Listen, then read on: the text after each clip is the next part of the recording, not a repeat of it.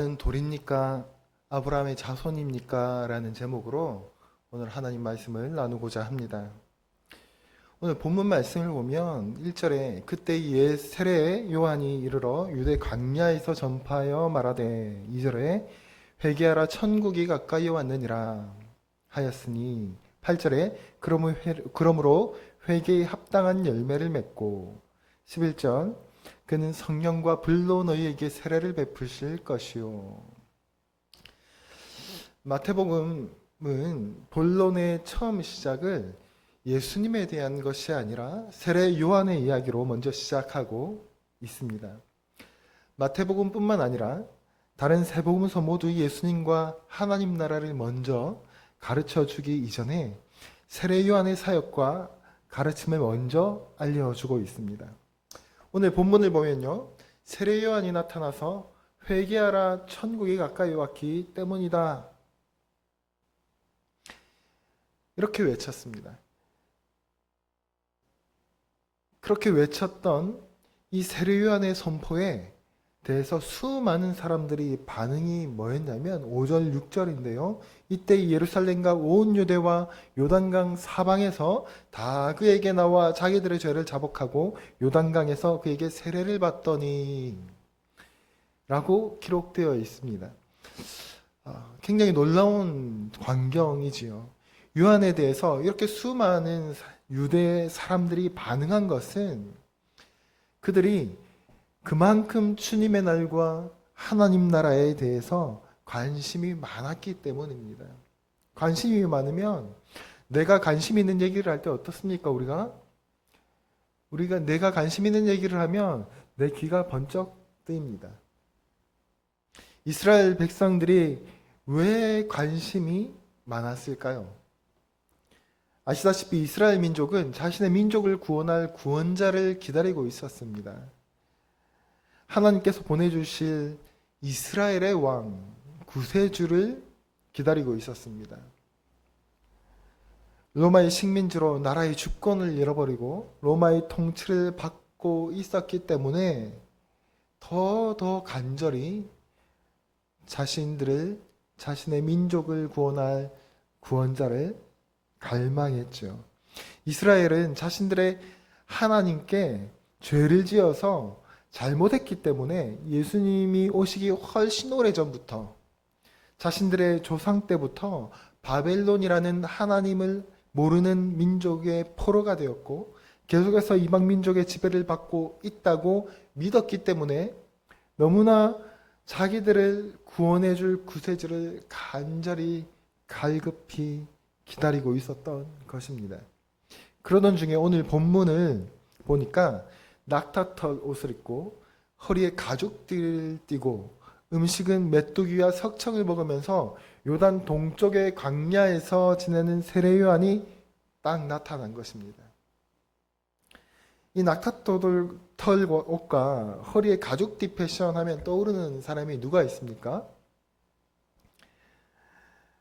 그렇죠. 엘리야의 패션이었습니다. 그리고 요한이 있던 이 동쪽 광야가 바로 엘리야가 승천했던 그 광야이지요. 그런데 나아가서 말라기의 성경의 구약 성경의 마지막인 말라기서 4장 5절에 보면 하나님께서 선지자 엘리야를 다시 너희에게 보내겠다라고 말씀하셨거든요. 그러니까 이스라엘 사람들이 뭐라고 생각했냐면 구약 시대에 죽지 않고 하늘로 올라갔던 그 엘리야, 그 위대한 선지자가 자신들을 구원하기 위해서 나라의 주권을 잃어버린 자신들을 구원하시기 위해서 하나님께서 다시 보내주셨다라고 생각한 것입니다. 5절에 보니까 이때 예루살렘과 온 유대와 요단강 사방에서 다 그에게 나와 자기들의 죄를 자복하고 요단강에서 그에게 세례를 받더니 이렇게 기록합니다. 기다리고 기다리던 메시아가 드디어 왔다라고 생각하니까 온 사방에서 유대의 민족들이 나온 것입니다. 그리고 자기 죄를 자복하고 세례를 받은 거죠. 그러니까 우리는 여기서 유대인들이 메시아를 얼마나 간절히 기다려 왔는지를 그 모습을 볼 수 있는 것입니다. 당시에 바리새인과 SNF파 열심당원들 혹은 그저 변두리에서 평범하게 삶을 살아가던 사람들 모두가 메시아를 간절히 기다리고 있었다라는 것입니다. 오늘 본문에 보니까 이 세례요한이 나타나서 이 간절히 기다리고 있던 이 민족, 이 이스라엘 백성에게 한 말, 그 말이 무엇입니까? 회개하라, 천국이 가까이 왔느니라. 이 말은 구약 성경을 보면 주로 이스라엘이 뭔가 잘못했을 때, 하나님의 길을 떠나서 바른 길을 벗어났을 때 선지자들이 주로 외치던 메시지들이었습니다. 회개하라. 회개하라는 말을 다시 말하면 무슨 말로 바꿀 수 있겠습니까? 제가 문장으로 한번 바꿔본다면 이런 의미를 포함하죠. 너희의 삶의 태도와 방향을 바꾸어라. 방향을 바꾸라는 말은요, 자신을 하나님께 돌리고 죄의 길을 떠나라라는 의미입니다. 그런데 회개하라, 너희의 삶의 태도와 방향을 바꾸어라는 말을 하는 이유가 뭐라고 말하고 있냐면, 뭐라고 말하고 있습니까? 그렇죠. 천국이 가까이 왔기 때문이다 라고 말하고 있습니다. 천국, 그러니까 하나님 나라가 오고 있다. 그런데 이것이 왜 이스라엘 백성들의 삶의 태도와 방향을 바꾸기를 지금 요구하고 있는 것일까? 왜입니까? 왜냐하면, 그러니까 잘못으로부터 돌이키지 않는 자는 하나님의 적이 되므로 하나님의 통치를 견딜 수 없기 때문입니다. 그럼 오늘 누구든지 하나님 나라에 들어가려면 정결해야 한다고 말하고 있는 것입니다. 그러므로 세례요한은 하나님 나라가 곧 올 것이다라는 기쁜 소식을 전하고 있는 동시에 너희는 빨리 돌이키지 않으면 하나님 나라에 들어가지 못할 것이야. 뿐만 아니라 들어가지 못할 뿐만 아니라 심판받게 될 것이야. 벌 받을 거야. 뭡니까? 하나님의 통치를 너희는 견디지 못할 것이고 하나님의 적이 될 것이고 그러면 하나님은 너희를 처단할 것이야. 이 전쟁이, 이 영적 전쟁이 끝나면 너희는 심판받게 될 것이다. 여러분, 여기서 우리가 조금 더 깊게 생각해 볼 것은 이것입니다. 세례 요한은 당시에 이스라엘을 어렵게 하고 있던 로마를 몰아내자라고 말하면서 선동하거나 시위하고 있었던 것이 아니라 사회의 불평등한 구조를 바꾸기 위해서 구조 개혁을 외치고 있었던 것이 아닙니다. 세례 요한이 말하고 있는 것은 하나였죠. 뭡니까? 다시 말하면 회개하라. 너의 삶의 방향과 태도를 바꾸어라. 다시 말하면 사람을 몰아내는 것도 아니고 구조를 개혁하는 것도 아니고 그 사람과 사회 구조에 자리 잡고 있는 죄가 사라져야 한다라고 외치고 있는 겁니다. 저도 사회 가기 이전부터 청년 시절에 교회를 다니면서 교회에 대하여 참 비판을 많이 했습니다. 잘못하는 목사님들을 향해서도 많은 비판을 했고 기성세대에 대한 비판도 참 많이 했습니다. 그러면서 고민도 많이 했습니다. 기존 교회가 이렇게 부패하고 타락하기 쉬운 구조라면 좀 다른 교회의 모습은 없을까? 그래서 많은 젊은 목회자들이 그런 고민들을 하고 교회를 개척할 때 좀 새로운 모습의 교회를 계속해서 좀 없을까 하고 많은 고민들을 하기도 합니다. 그런데 그런 고민을 하고 또 그런 교회들이 새로운 교회의 모습들이 나타났다가 또 사라지기도 합니다. 왜 그렇습니까? 그 모든 시도와 도전과 또 고민과 이런 것들의 결론이 어떻게 도달합니까? 사회 구조, 그러니까 교회 어떤 공동체 구조, 조직, 체계, 물론 불완전할 수 있습니다. 물론 불완전할 수 있습니다. 그런데 이 세상에 완벽한 제도가 존재할 수가 없다는 거예요. 왜요? 거기에 그 제도를 어떤 사람들이 운영하냐에 달려 있는 거죠. 왜냐하면 나쁜 사람이 운영하면 어떤 제도 안에 좋은 제도 안에서도 어떻게 하면 자기 욕심을 채울 수 있는, 자기의 욕심을 드러낼 수 있는 죄를 실현시킬 방법을 찾아내기 때문이죠. 그럼 결국 뭡니까? 인간은 모두가 죄인이고 인간은 신실할 수 없는 존재이기 때문에 결국 타락할 것이고 결국 죄가 들어온다는 거죠. 그러므로 사도 요한은 무엇이라고 외쳤습니까? 이 로마 제국을 몰아내자가 아니라 죄가 사라져야 한다. 너희가 온전히 구원받고 회복되기 위해서는 회개하라. 하나님 나라가 가까이 오고 있다. 이렇게 외치고 있는 겁니다. 이스라엘 백성들은 요한으로부터 무엇을 기대했을까요? 이스라엘 사람들은 자기의 죄를 자복하고 요단강에서 요한에게 세례를 받았습니다. 11절에 보면 그들을 회개하게 하기 위하여 세례를 베푼다라고 말합니다.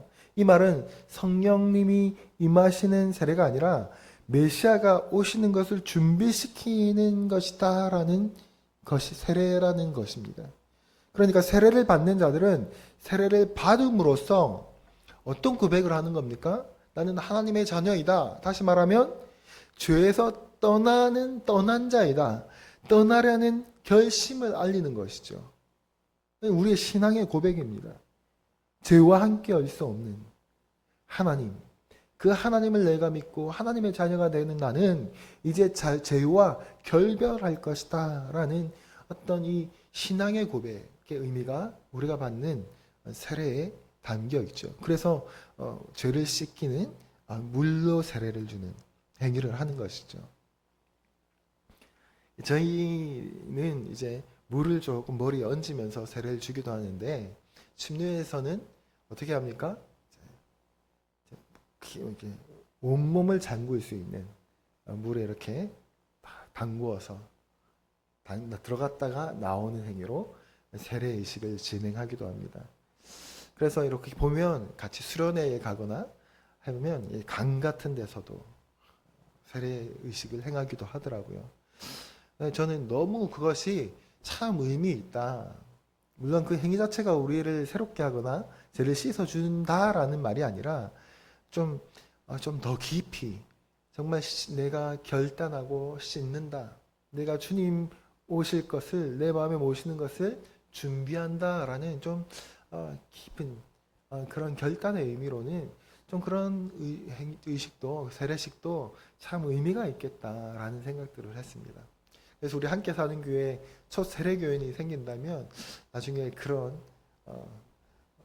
곳에 좀 가서 온몸을 담글 수 있는, 온몸의 이전 것은 다 씻겨나가고 내가 이전에 살아왔던 것들은 다 내려놓습니다. 내가 죄와 결별하겠습니다. 나의 삶의 주인 오직 주님이십니다. 라는 고백을 좀 하는 좀 그런 세례식을 할 수 있으면 좋겠다라는 생각도 합니다. 여기서 우리가 하나 더 관심을 가지고 보아야 할 것이 무엇이냐면 놀랍게도 많은 바리새인과 사두개인이 세례를 받으러 왔다. 우리는 이 사실을 가볍게 보면 안 됩니다. 그들도 죄를 고백하고 세례 요한으로부터 세례를 받으려고 했다. 이것은 바리새인과 사두개인들 중에서도 많은 사람이 메시아를 기다리고 있었다라는 것을 의미합니다. 그런데 이들을 향해서 요한이 이렇게 말해요. 7절입니다. 요한이 많은 바리새인들과 사두개인들이 세례를 베푸는 대로 오는 것을 보고 이르되 독사의 자식들아 누가 너희를 가르쳐 임박한 진노를 피하라 하더냐. 독사의 자식들아, 무시무시한 저주의 호칭이지요. 이 말은 하나님은 그들의 아버지가 아니라 창세기 3장의 뱀, 그러니까 사탄이 그들의 아버지라는 말입니다. 그러니까 너희는 사탄의 자식들이니 하나님의 심판을 받을 자들이다. 그런 너희에게 내가 그 하나님의 진노와 심판을 피할 길을 알려주겠다. 너희가 구원받을 유일한 길을 내가 알려준다. 라는 뜻입니다. 그러니까 스스로 옳다고 잘났다는 너희들, 바리새인과 사두개인들도 심판받을 죄인이다. 그런데 너희가 그 심판과 멸망을 피할 길로는 오직 한 길밖에 없다. 그것이 무엇이냐면 바로 너희의 삶의 태도와 방향을 전환하는 것이다. 라고 말하고 있는 것입니다. 우리는 이것을 뭐라고 하냐면 이것을 두고 진정한 회심이라는 말을 우리는 사용합니다. 그러면 진정한 회심이 어떤 것인가? 8절이죠. 그러므로 회개에 합당한 열매를 맺고, 진정한 회심에 속하는 가장 중요한 증거는 그의 합당한 열매를 맺는 것입니다. 이 열매는 인간의 삶과 생각과 말과 행동의 모든 영역에 관련됩니다. 진정한 회심은 생각 속에만 일어나는 것이 아닙니다. 입술로 고백한다고 그것이 다가 아닙니다. 하나님이 원하시는 삶으로, 행함으로 나타나야 한다라는 것입니다. 보통 교회를 나오는 사람들을 네 부류로 분류합니다. 첫 번째는 신앙에 관심이 없는 사람들. 신앙에 관심이 없는데 교회에 나오지? 생각보다 많습니다. 의외로 많이 있습니다. 왜 나옵니까? 사람들과 어울리러 나옵니다. 사람들과 교제하러 나오는 거예요.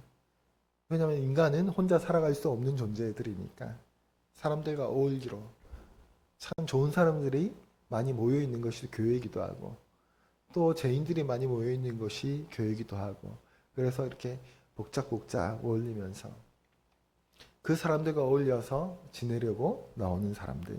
둘째로는 구도자인 불신자들. 내가 좀 더 어떤 깨달음들을 얻기 위해서 그런 것들에 관심이 있는 거예요. 그래서 성경의 어떤 내용들과 목사님들의 설교를 들으면서 인생의 지혜를 좀 배우고자 하는 사람들. 물론 그들은 교회에 나와서는 주님, 하나님의 이름을 부르고 예수님 하면서 두 손을 모으기도 합니다. 그러나 그런 분들은 가끔씩 점집에도 잘 가고 또 가끔 불교를 가도 불교 산에 있는 절에 가서도 마음이 평온해진다라는 말들도 하기도 하는 그런 교회 다니는 사람들인 거죠. 세 번째로는 정기적으로 교회에 출석하고 스스로 그리스도인이라고 말하지만 행함이 없어서 기본적으로 세속적인 모양을 그대로 가지고 있는 그리스도인들이 있습니다. 네 번째는 주님을 위해서 일하고 주님을 닮아가는 일에 힘쓰는 참된 그리스도인들, 신자들이 있습니다. 자, 여러분들은 어느 부류에 속하는 것 같습니까?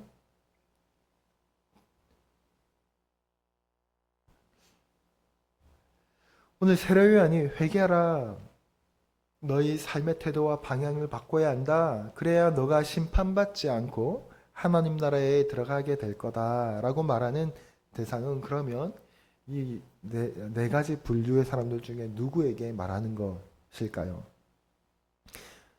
다시 말해서 예수님께서 독사의 자식들아 하면서 말한 바리새인과 사두개인들은 오늘날 누구라고 말할 수 있을 것 같습니까? 세 번째 사람들이겠죠.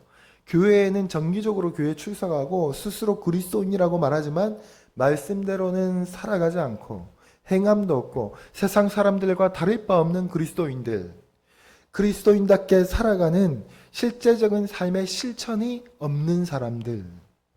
오늘날 많은 그리스도인들이 처해 있는 위험 요소가 바로 이것입니다. 예수님을 믿고 교회를 다니면서도 과거의 삶을 계속 살아가고 있다는 거예요. 함께 사는 교회 성도 여러분, 여러분들은 어떻습니까? 교회 다니고 난 후에 뭔가 바뀌고 있습니까? 그런데 여러분 착각하면 안 되는 게 있습니다. 교회 다니면서 나는 착하게 잘 살고 있는데 하면서 이런 말씀을 들을 때, 오늘 말씀을 들으면서 다른 사람을 떠올리면 안 됩니다. 다른 친구가 교회 다니면서 변화가 있는 삶을 살고 있는지 아닌지는 우리가 판단할 수 있는 영역이 아니에요. 그것을 판단할 수 있는 사람은 오직 하나님밖에 없다는 것을 우리는 꼭 기억해야 돼요. 한번 생각해 보십시오. 우리가 어릴 때부터 적절한 부모님의 또 적절한 돌봄을 받지 못한 한 아이가 있다고 생각해 보십시오. 그리고 거친 환경에서 정말 주변에서 정말 욕설이 난무하는 환경 가운데서 자라나다가 어떻게 하다가 조직폭력의 환경에 둘러싸 해서 그 인생을 10대 시절, 20대 시절을 다 보냈다고 한번 생각해 보십시오. 그런 사람이 성품이 얼마나 모나겠습니까? 얼마나 부족하겠습니까? 입술이 얼마나 거칠겠습니까? 행동이 얼마나 난폭하겠습니까? 그런 사람들을 여러분들은 어떻게 생각하겠습니까? 근데 그런 사람이 예수님을 믿게 되었다고 생각해 보십시오. 하루아침에 개가천선할 수 있습니까? 그의 거친 언행과 행동, 행실들, 그리고 누구에게 지지 못해서 불같이 일어나는 그 성격들 다 죽일 수 있겠습니까? 한 번에? 물론 정말 벼락처럼 임하시는, 벼락같이 임하시는 주님과의 첫 만남이 있을 때 간혹 완전히 180도 인생이 바뀌는 경우도 가끔 있긴 합니다. 그런데 대부분은 예수님을 마음속에 믿게 되고, 그리고 이렇게 조금씩 변해가야 하는데, 이런 사람이 예수님을 믿고 나서 나는 욱하는 성격도 여전히 남아있고 거친 언행이 그대로 남아있지만, 내가 예수님을 믿게 되어서 정말 내가 욕하는 거라도 좀 참아야겠다, 이거라도 좀 고쳐봐야겠다 라는 생각을 하고 만약에 욕을 하나 고치기 시작했습니다. 욕을 하지 않으려고 실수도 하고 또 마음은 먹었지만 툭툭 튀어나오는 그 실수 가운데 억누르고 있습니다. 말을 조심하려고 노력을 해요. 그런데 여전히 행실은 거칠고 사람들과 예의 바른 사람들과 어울려 지내는 것이 낯설어서 여전히 모난 행동들이 몸에 배어 있습니다. 와일드합니다. 근데 또 한 사람이 있습니다. 어릴 때부터 기독교 가정에서 자라고 정말 중상층 이상의 가정에서 풍요롭게 부족함 없이 부모님께 욕설 한번 들어본 적이 없고 매 한 번 맞은 본 적이 없이 정말 모범적인 삶을 살아오면서 도덕적으로 정말 신호등 한번 건너는 것도 어겨본 적이 없는 착한 사람입니다. 자, 이런 사람이지만 예수를 믿었기 때문에 내가 뭔가를 고쳐야겠다라는 결심은 단 한 번도 해본 적이 없는 사람입니다. 교회는 다녀요. 자, 그러면 우리는 누구를 향해서 참 그리스도인 같다라고 말하겠습니까? 우리는 후자겠지요. 그러나 누가 삶의 태도와 방향을 바꾸었습니까? 하나님 보시기에 그가 삶의 태도와 방향을 바꾼 회개한 사람입니까?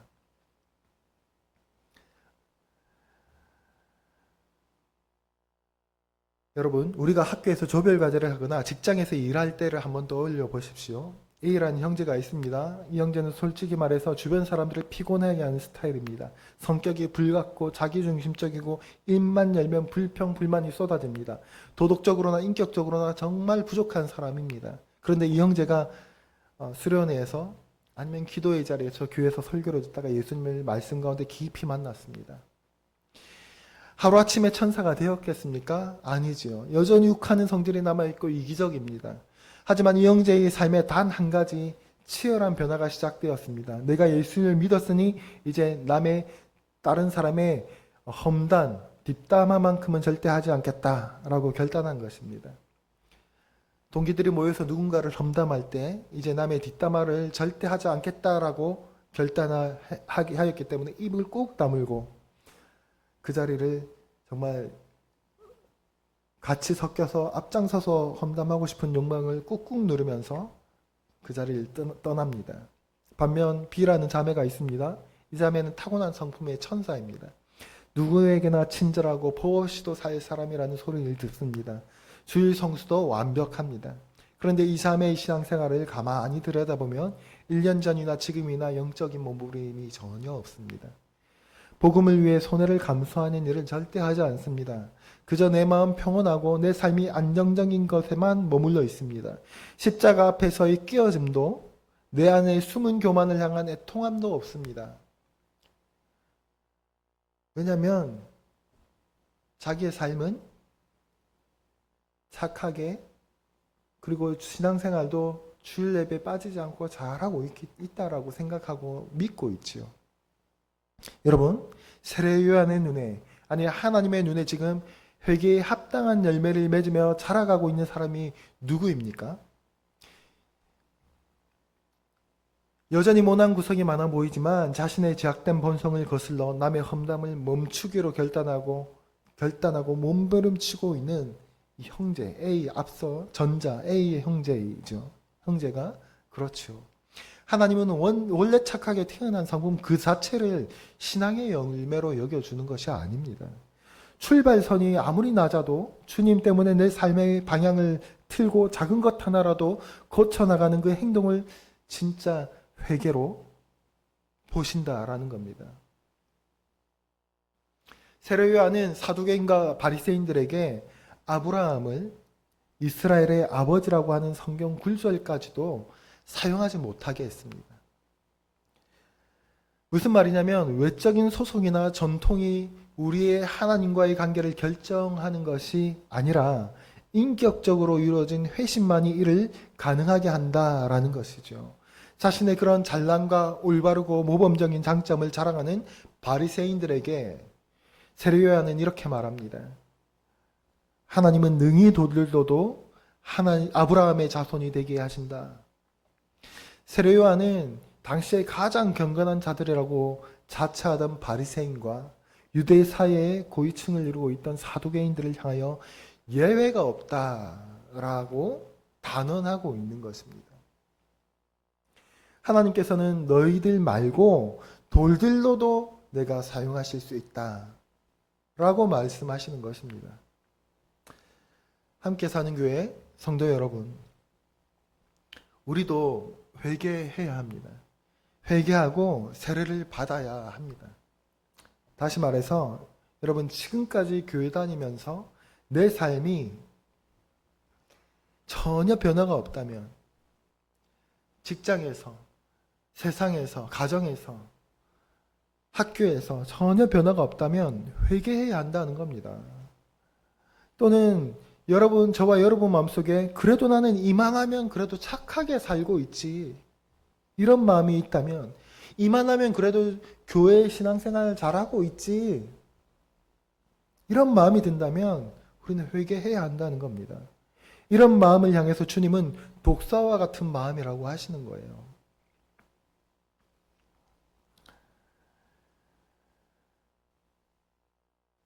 우리가 회개하자라고 하면 어떤 행실, 우리가 잘못한 행실, 죄진 어떤 일에 대해서 내가 죄지었다, 하나의 어떤 단편적인 사건을 많이 떠올립니다. 그래서 매주 회개하자고 하면 회개할 거리가 없어요. 회개할 거리가. 이번 주에는 죄 안 진 것 같거든요. 이번 주에는 눈물 흘리면서 지을 만한 죄가 없는 것 같거든요. 그리고 착하게 사시는 분들은 이번 주가 아니고 한 달, 1년을 돌아봐도 내가 주님 앞에서 애통해하며 회개할 일이 있나 생각이 잘 안 날 겁니다. 그러다 보니 회개 기도를 할 것이 없는 거예요.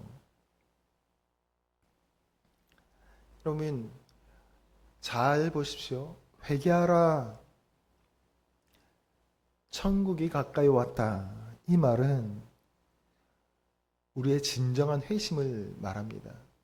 삶을 돌이켜야 해요. 삶의 방향과 목적을, 지향점을 완전히 바꿔야 한다라는 거예요. 그렇지 않으면 세례요한은 주님은 독사의 자식들이라 라고 말합니다. 그 호칭이 우리 것이 되어서는 안 되겠지요.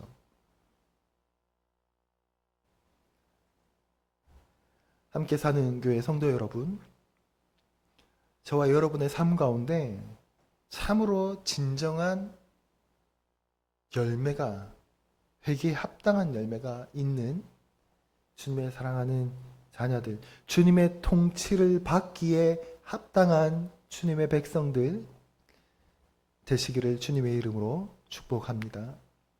기도하겠습니다.